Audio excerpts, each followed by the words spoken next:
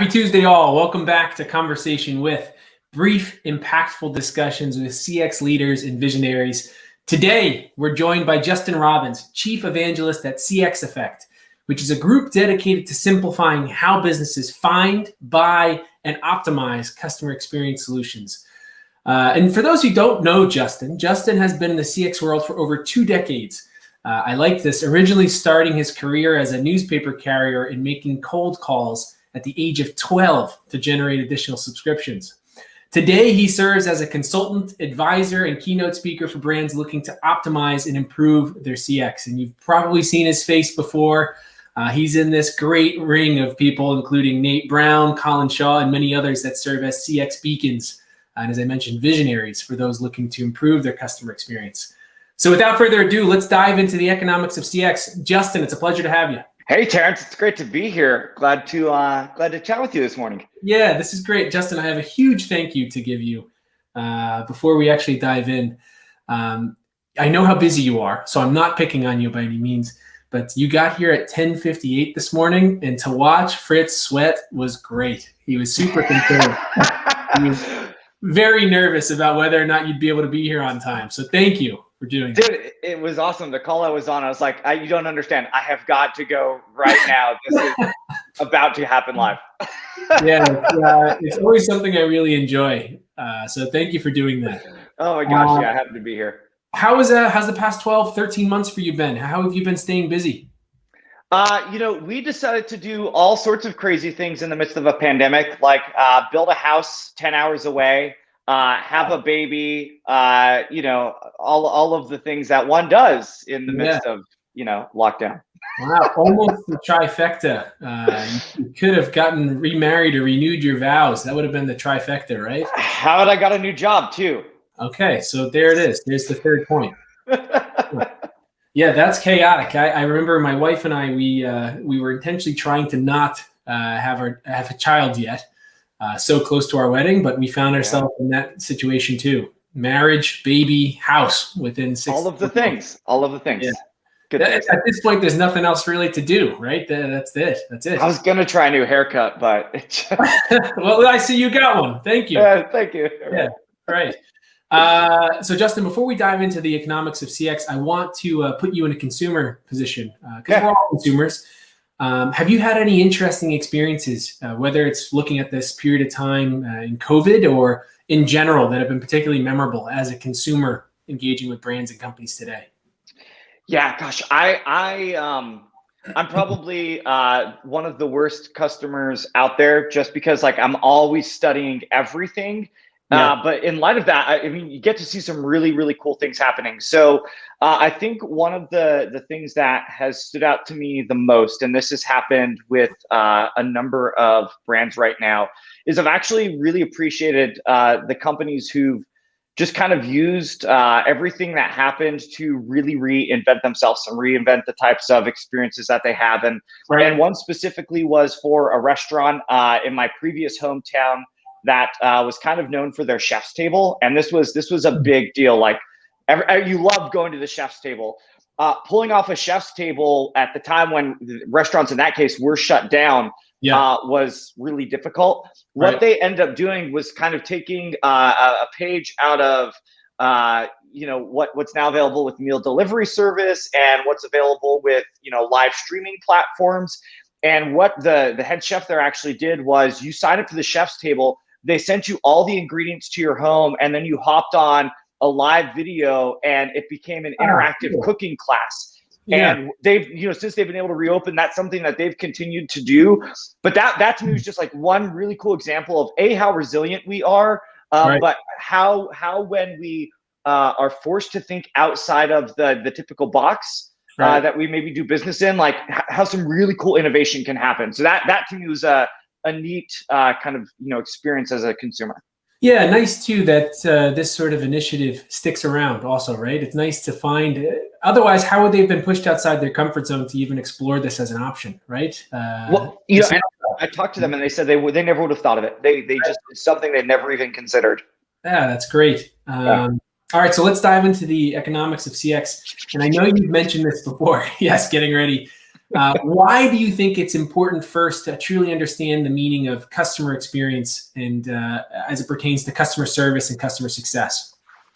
Yeah, so I was on a Clubhouse conversation a couple of weeks ago that got me fired up about this, because clearly there was a lot of confusion and from people at some pretty, what I would say, high levels within their organizations. Yeah. So I decided to do a quick little research study on it and found incredible disparity between how people were defining terms like customer experience, customer service, customer success, and really didn't understand the relationship between all of them. And I think it's important because let me actually give you an analogy. So the most widely read newspaper in the world. Do you know what the most widely read newspaper is?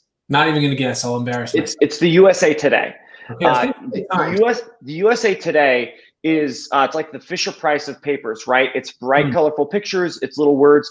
The reason it's so widely read is because it's easy to read. And so I've adopted this mentality of, if we want everybody on the same page, we've got to make the page easier to read. And I think when it comes to customer experience, that means we've got to have a shared understanding of what is customer experience. And customer experience, from my point of view, is two things. One, it's the sum, right, of everything that a customer has, along their journey with our business, the sum of, what their interactions are and how they feel about their interactions. Right. But I also believe it's a strategy, and it's the way we think about things. Customer service is different, right? That's actually a function within the business, and customer success is even kind of a subset of that. So why do I think it's important? Because if we don't really understand it, we don't kind of row in the same direction. Yeah, it's just being lumped in as one category, right? Absolutely, and it's shocking to hear that you've seen this at some high ups in positions that are important positions, to kind of understand the difference and the impact. That's I guess a surprise we maybe would have expected, right? But at the same time, it's still shocking. I mean, I think more than anything, it's actually frustrating, right? It's frustrating for individuals who are have a title of head of customer experience, or even chief customer officer, or things along those lines, and what they're actually responsible for is maybe the contact center or something else, and they don't actually have the kind of the full breadth of authority that somebody to actually drive customer experience transformation would need to have, right? And that to me is probably one of the biggest thing that undermines CX today. Right, and so you're talking about your CX research. Have you had any revelations that have been challenging for businesses to accept? I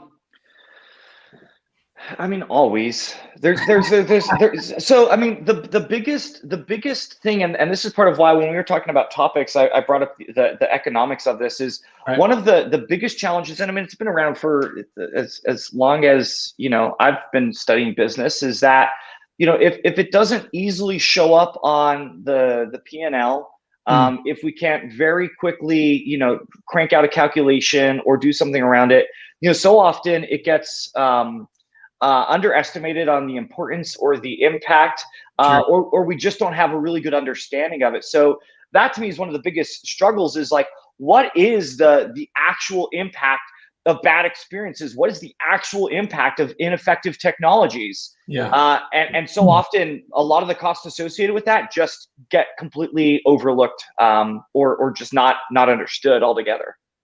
Okay. So getting to the actual economics of CX, how does this factor into strategic decisions for delivering on customer expectations today? Yeah. That is a simple question for a really complicated answer. I mean, that's so this goes back to the definition of customer experience, right? Sure.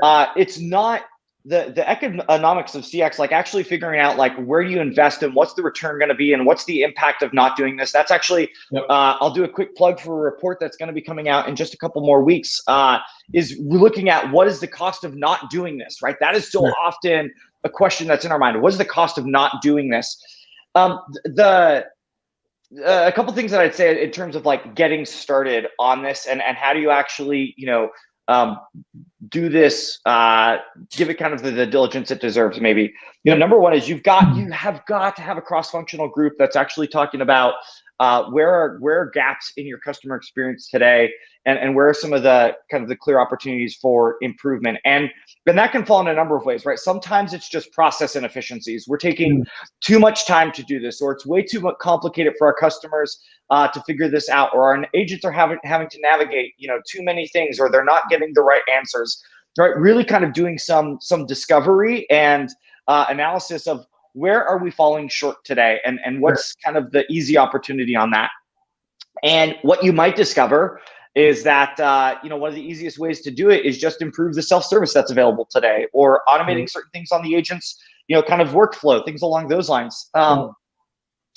It just really starts with like a lot of CX initiatives begin with, hey, we need to do this customer experience thing, or I've heard that the chatbot is the way to go. Like that's going to improve customer experience, and it automatically begins with what we believe is the solution, and we haven't actually looked into what is the problem or what is the desired outcome. So to me, like, to start from if you want to invest well and you want to build into your strategy, we really have to like reel ourselves in sometimes and better define what we're trying to achieve, or have a clear understanding of the problem that we're actually trying to solve, and is it a real problem?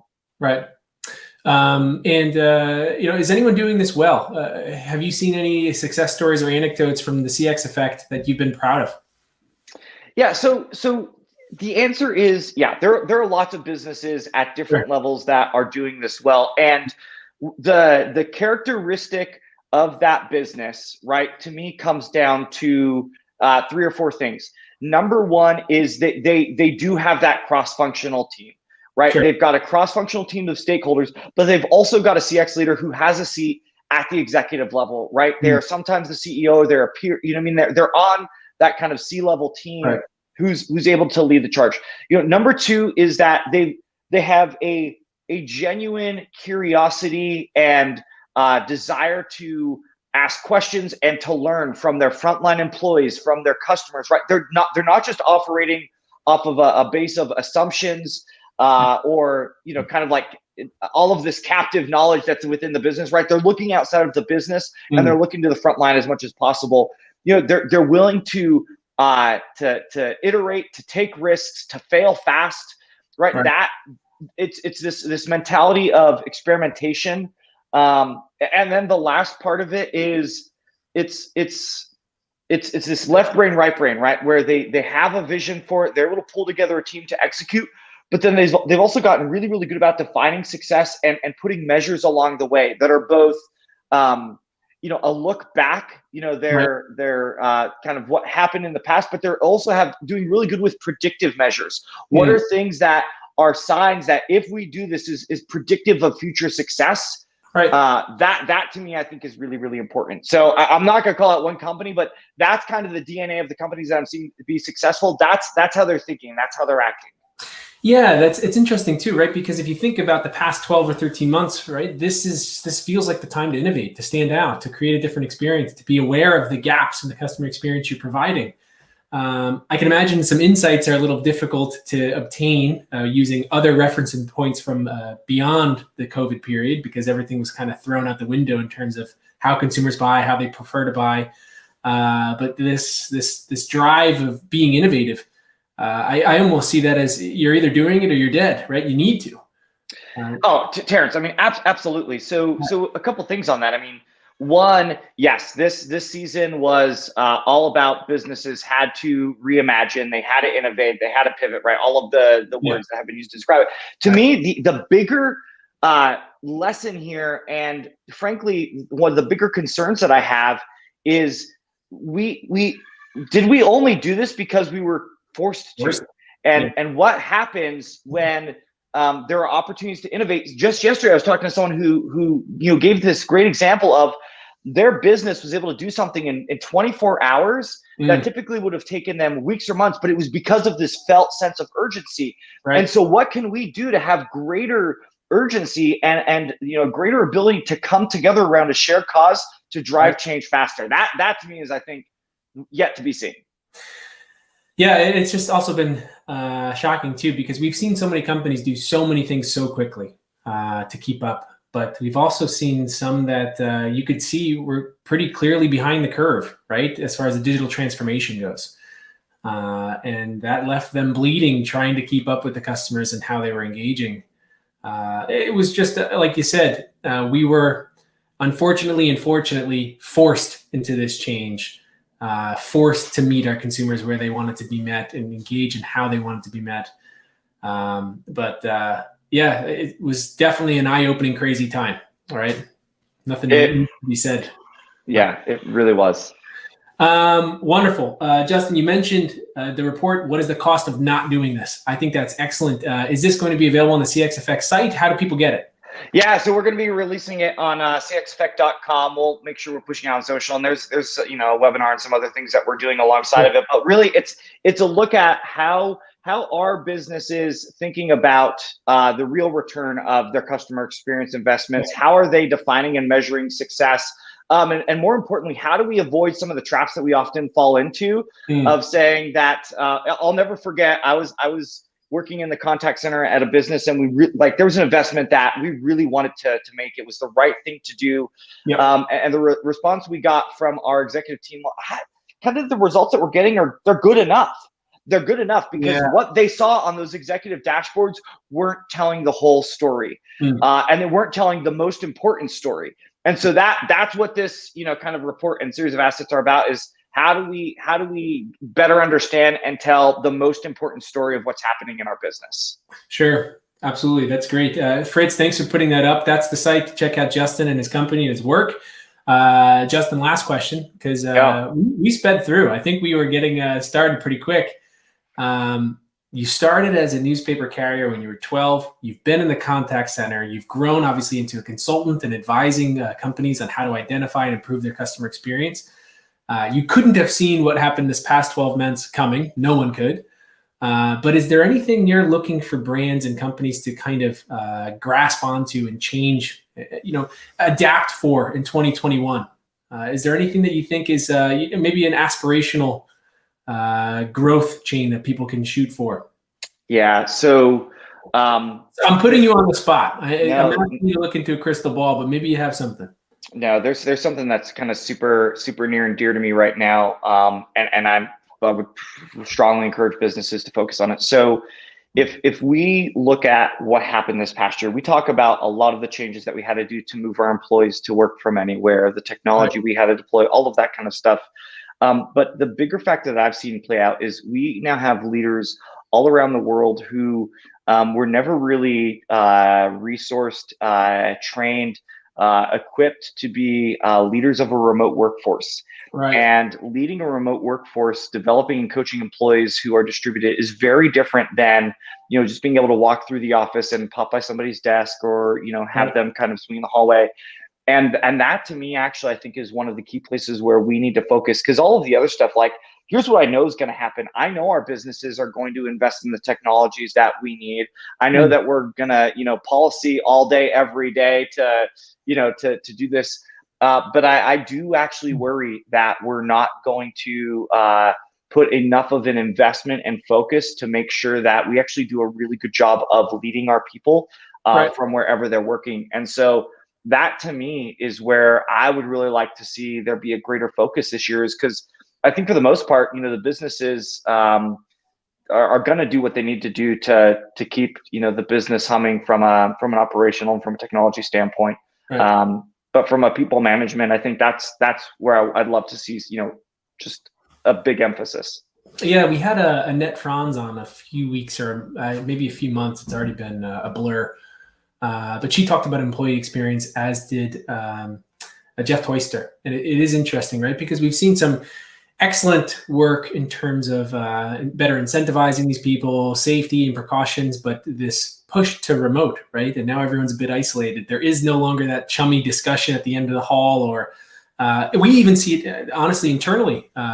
We're hiring pretty fast here, and our onboarding structure is now remote, and that has tasked us, even as a technology vendor, to grow and make sure that our people are feeling connected and are able to engage as they need.